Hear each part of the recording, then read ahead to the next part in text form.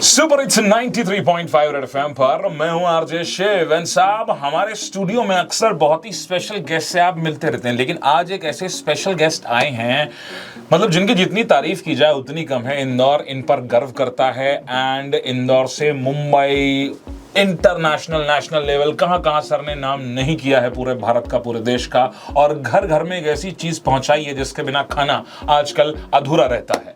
मैं बात कर रहा हूं दिनेश शारा जी के बारे में। सर, आपका स्टूडियो में बहुत बहुत स्वागत है। कैसे हैं आप? मैं बहुत अच्छा हूं, आपको धन्यवाद कि आपने मुझे यहाँ बुलाया।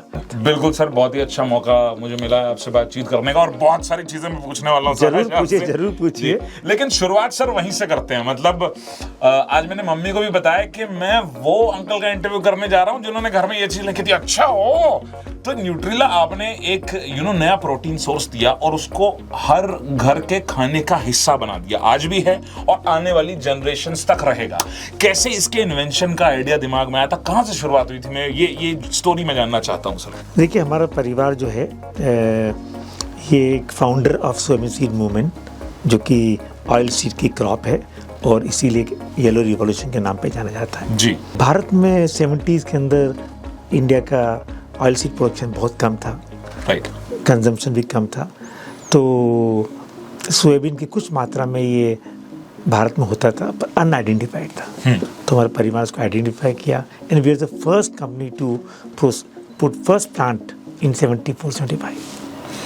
क्या बात है। और मैं एक बहुत भाग्यशाली, सौभाग्यशाली और लकी हूँ जिसको कि अपॉर्चुनिटी दी गई कि तुम केमिकल इंजीनियर पढ़ के आए हो, तुम इस प्लांट को चलाओ।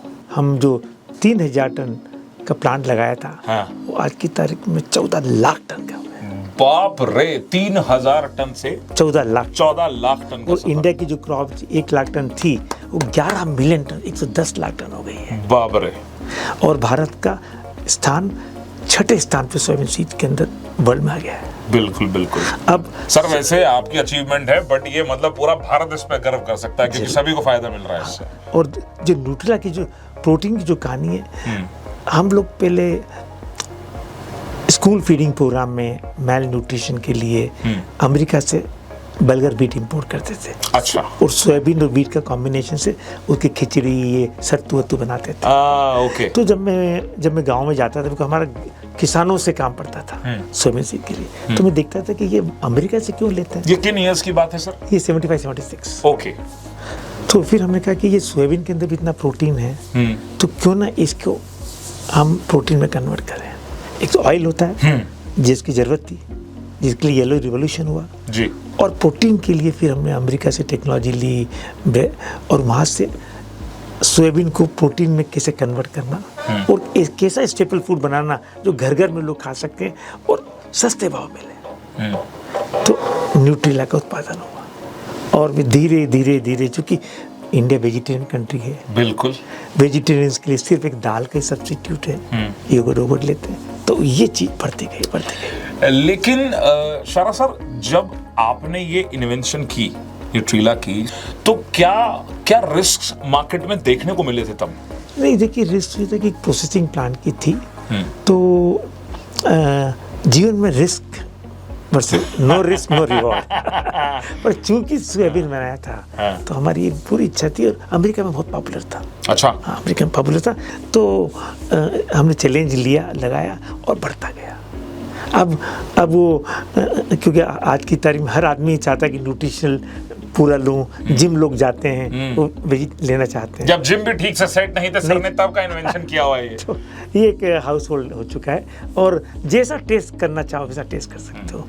सर, तेल से शुरुआत हुई, फिर न्यूट्रिला आया, then a lot more products came in. कैसे कैसे धीरे मार्केट बढ़ रहा था, क्या क्या चैलेंजेस आ रहे थे उस जमाने में, और क्या क्या चीजें आप करते जा रहे थे आगे, क्या क्या नई चीजें लाते जा रहे थे? नहीं, तो क्या है कि भारत की जो इकोनॉमी थी वो क्लोज डोर इकोनॉमी थी अप टू 90s। फिर जब ये रिकॉग्नाइज हुआ कि भाई हमको आगे यदि बढ़ना है, वो फाइनेंशियल क्राइसिस आई जी, तो फिर हमारे मनमोहन सिंह जी गए थे जी, चंद्रशेखर जी प्रधानमंत्री हुआ करते थे उस वक्त, और फाइनेंस मिनिस्टर थे मनमोहन सिंह। तो रिफॉर्म्स आए जी, तो रिफॉर्म में यह आया कि भाई ग्लोबलाइजेशन जी, एलपीजी।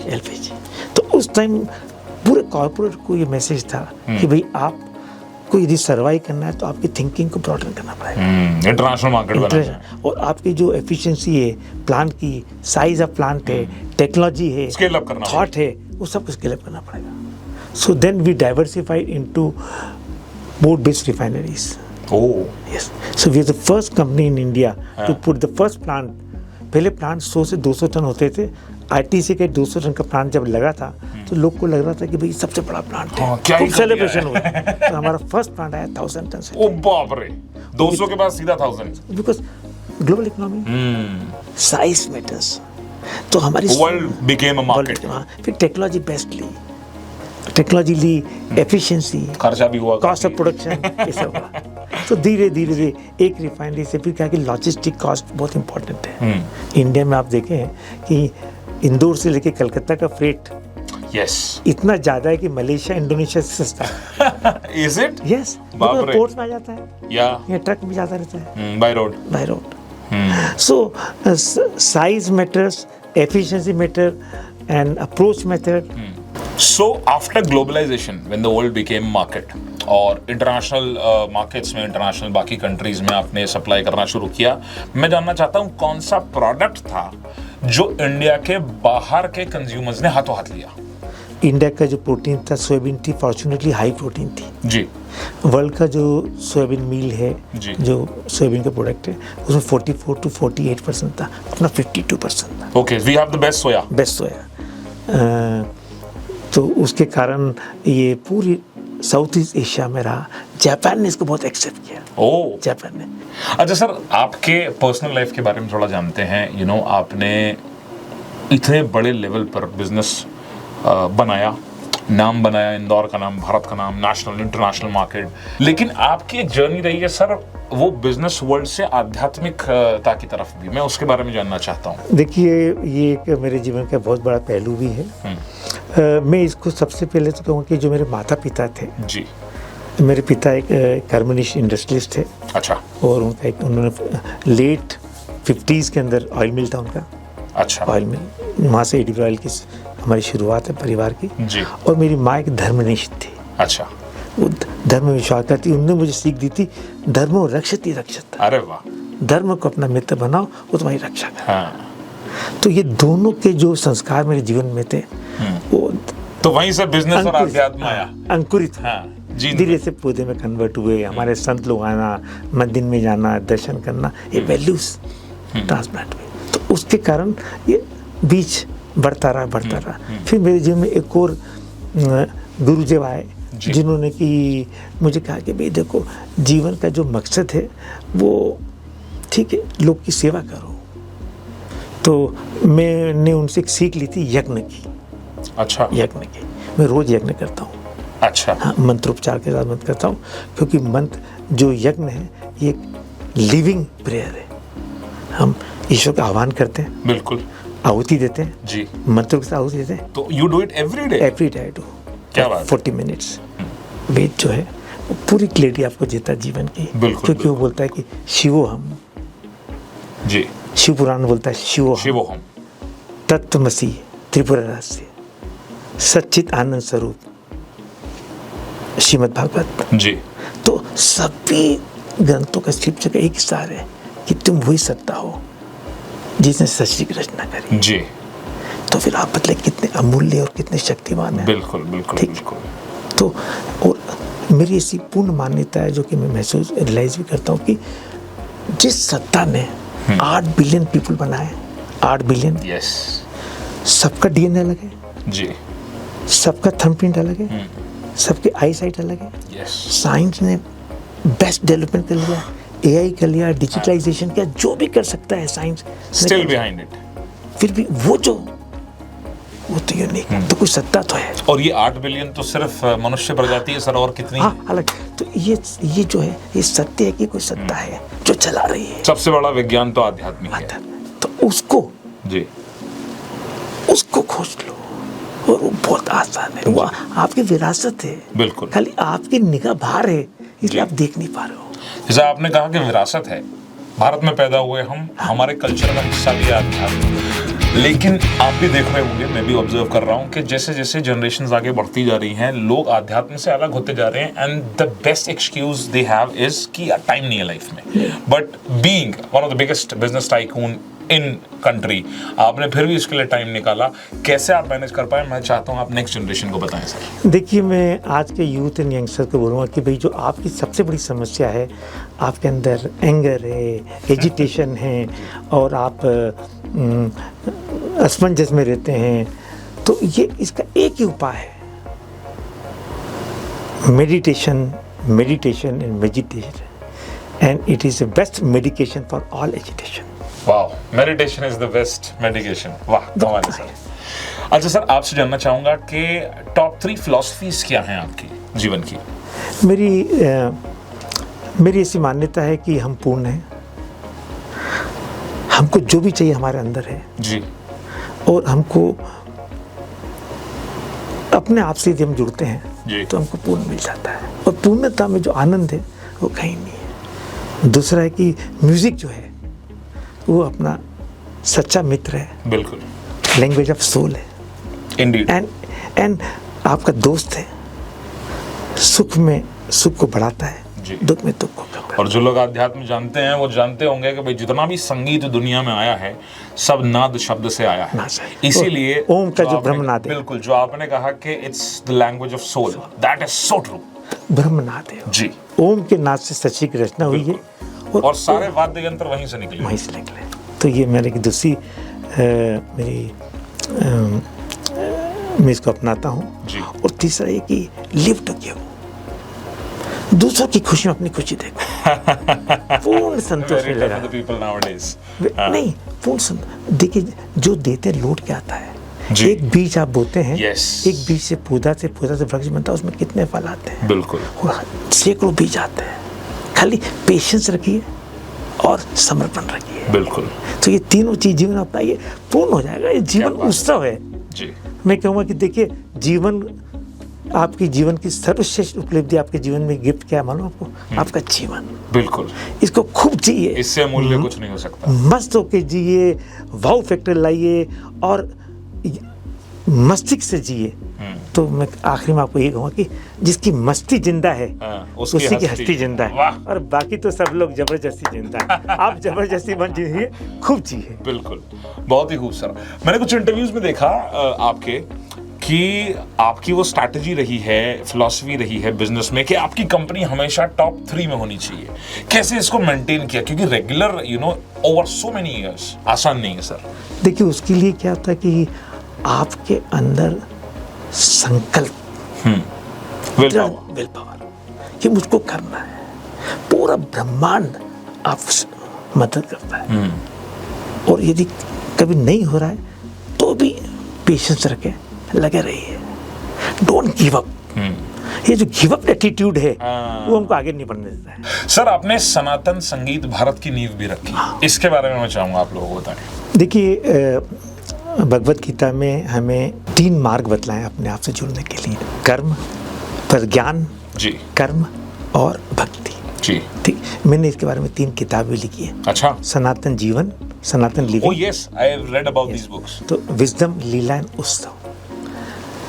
फिर जैसे कि आपने कहा कि भाई सच्ची की रचना ब्रह्म के नाथ ओम से हुई है, तो मैंने पाया कि जब हम गाते हैं संगीत प्रेम से, राग बेस गाते हैं, पुराने गाने गाते हैं, भावभीन हम सत्संग करते हैं, कीर्तन करते हैं, जी, तो हमारा मन में अटूट शांति आती है, हाँ, अच्छा लगता है। बिल्कुल, that's food for the soul.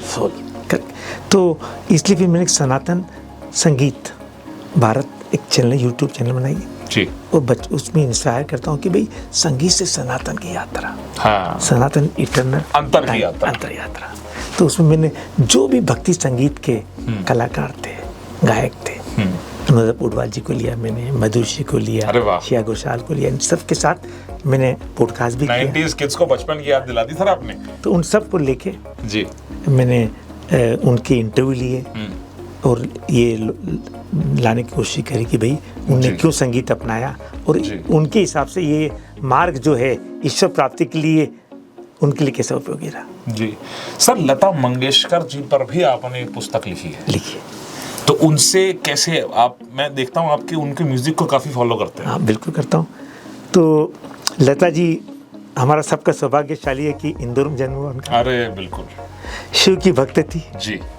Indore 2 ज्योतिर्लिंग के बीच में स्थित है। हाँ साहब, महाकालेश्वर, ओंकारेश्वर, ओंकारेश्वर। जी। करेक्ट। और शिव के ओम के नाद से इस सृष्टि की रचना हुई है। बिल्कुल साहब, तो वो एक माँ सरस्वती के रूप में मैं उनको पूछता हूँ। बिल्कुल। और मेरा सौभाग्यशाली है कि उन्होंने मुझे प्रेरणा दी और आशीर्वाद दिया, मेरे साथ समय बिताया। मैं पहला ऐसा व्यक्ति हूँगा कि मैंने उनको उनका गाना उनको सुनाया। अच्छा, ये घटना जानना चाहूंगा सर मैं, कब हुआ था, कैसे हुआ? हाँ, ये घटना में ऐसा था कि मैं उनसे, उनकी तबीयत ठीक नहीं थी तो मैं उनके घर पे जाके मिलने गया था। किस ईयर की बात होगी अराउंड? मैं 8-10 साल पहले की होगी। ओके। हाँ, पहले भी मिला था पर ये अभी सबसे लेटेस्ट वाला किस्सा लेटेस्ट ही। तो मैं गया तो उन्होंने कहा कि देखो मैं तबीयत ठीक है, मैं 10-15 मिनट मिलूंगी तुमसे, तुम आ रहे हो। तो मैं गया। मैं फिर जब भी कभी अच्छी संतों के पास जाता हूँ, वो संत से ऊपर थी, तो मैं अपनी पद्धति से मैं शंखनाद करता हूँ, ब्राह्मण से पूजा करता हूँ, आरती करता हूँ, देवता के रूप में पूछता हूँ। अनुराधा पोडवाल जी भी आई, उनके साथ पूछता हूँ, बिकॉज इन्होंने कुछ पाया है। बिल्कुल बिल्कुल, प्रभु की सीधी कृपा है। मतलब वो चूजन सोल्स है। बिल्कुल बिल्कुल। तो उनका हम सम्मान करें, आदर करें, और फिर हमको प्रेरणा मिलती है जी। तो ये हमेशा मैं करता हूँ। तो फिर उन्होंने मुझे 1.5-2 घंटे तक रहा। अच्छा, 10-15 मिनट बोल के बात करती रही जी। और विदुषी महिला है, बहुत सच्चन। बिल्कुल बिल्कुल, इंडिया। तो उन्होंने आशीर्वाद भी दिया, मुझे एक गिफ्ट भी करी, मैंने संभाल कर रख रखी है। और आपने कौन सा गाना सुनाया उनको? उनने बोला कौन से गाने तुम गाना सुनना चाहते हो? कैसे मैं आपके सामने कैसे गा सकता हूँ? उन्होंने बोला नहीं, जैसे भी गाते हो गाओ, जब दिल से गाते हो तो पूर्ण गाते हो। क्या बात है। तो वो दिल की आवाज़ सुनाई जाती है। तो मैंने उनको सुनाया था कि भाई, तो सर वो मतलब गाना ही हो जाए हमारे लिए, चलिए, बाकी लोगों को भी मजा आ जाए। एक प्यार का नगमा है, मौजों की रवानी है, जिंदगी और कुछ भी नहीं, तेरी मेरी कहानी है, एक प्यार का नगमा है। क्या बात है सर, मतलब रियाज दिखता है कि इस उम्र में आकर के भी आपकी जो आवाज में ठहराव है वो, अगर मैं मतलब हमारे तो शुरू में ठहराव नहीं है भाई। आपने बिजनेस भी किया, आपने आध्यात्म में भी अपना पैर रखा, एंड आपने लेखन भी किया और आपने संगीत भी किया। तो कैसे कर पाए सर इतना सारा? ये सवाल ये है मेरा। देखिए सब, ये दोनों सब बैलेंस हार्मनी थी। क्योंकि आज के टाइम में हमको या मेरे आगे वाली जनरेशन को वो जो वर्क लाइफ बैलेंस होता है ना सर, उसको बनाने में हमें बहुत दिक्कत आती है। आप कैसे कर पा रहे थे? I agree. देखिए जीवन में हमको एक बैलेंस लाइफ जीना चाहिए, बिल्कुल संतुलन जीना चाहिए जी। हमारे जीवन में स्वास्थ्य भी जरूर है, मानसिक मेंटल हेल्थ भी जरूरी है। तो आप मेंटल हाइजीन के लिए संगीत गाइए, एंड तो ये चीज़, सब चीज़ मिल के एक लाइफ बैलेंस होती है जी। तो मैं इसको कोई अलग नहीं समझता हूँ। और आध्यात्मिकता के बारे में आपको कहूँ कि आध्यात्मिकता हमारी योग्यता को बढ़ाती है जी, हमारी एनर्जी को बढ़ाती है, हमारे में 2-4 चांद लगाती है जीवन के, इनहेंस और चैनलाइज करती है हमारी तो एनर्जी। इसको कोई पनिशमेंट मत लीजिए, इसको आपके लिए गिफ्ट है। ये बहुत खूबसूरत बात कही सर आपने, और मैं चाहता हूँ कि जो हमारा यूथ है जो आजकल बहुत रेस्टलेस है, उन्हें आप एक मैसेज दें इसी बारे में सर। आज की यंगर जनरेशन को मैं एक ही चीज़ कहना चाहूँगा कि जो हमारी जो मेंटल हेल्थ है ये हमारे लिए बहुत ज़रूरी है, और उसके लिए आप ऐसे कोई कार्य करिए जिसमें आपको आत्मसंतुष्टि मिले, संगीत को अपनाइए जिसके अंदर आपको प्रसन्नता बढ़ेगी, आप ऐसे लोग की सेवा करिए जिसमें आपको लगे कि मैं दूसरों के पर्पस दूर कर रहा हूँ। आपके जीवन एक ही चीज़ लीजिए कि आप अपने लिए तो खूब जिए, बट कुछ समय only not for me but through me भी करिए।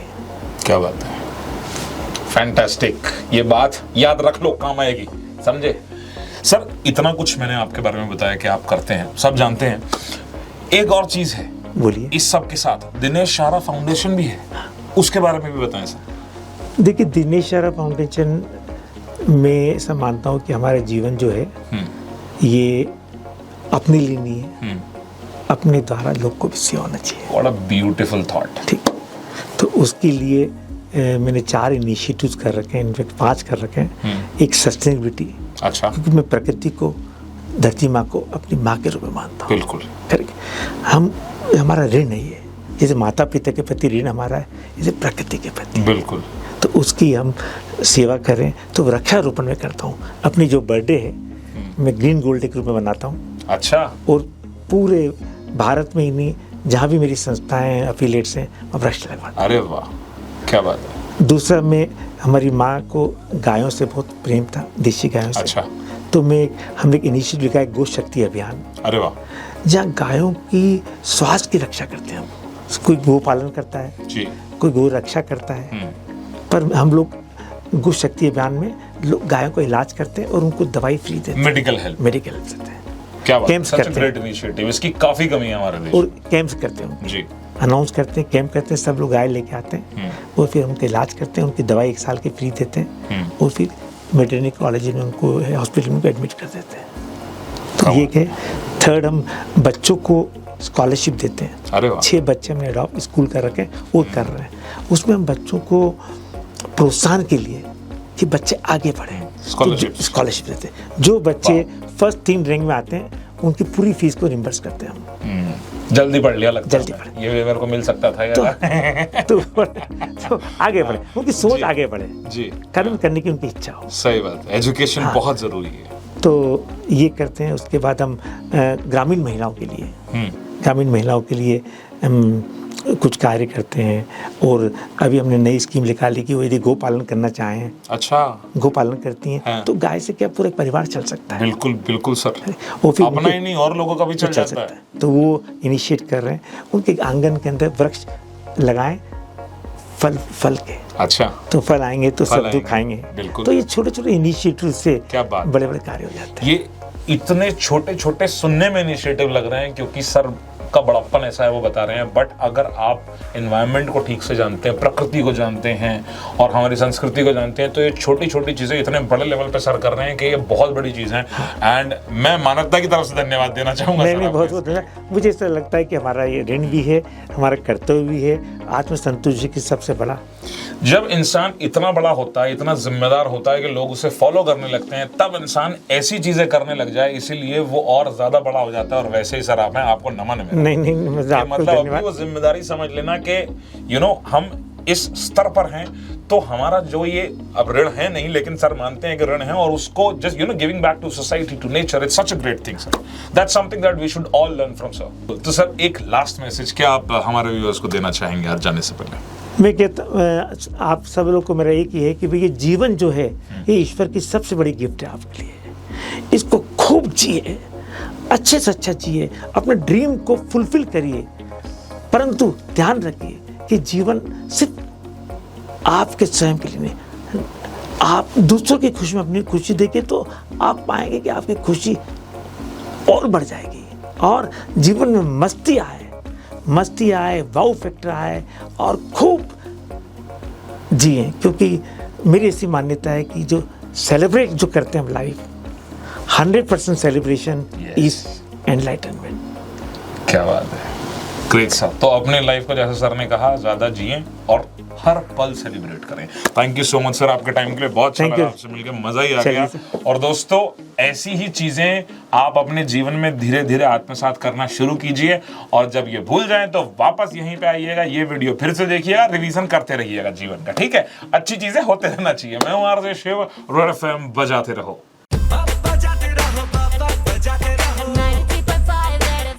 बजाते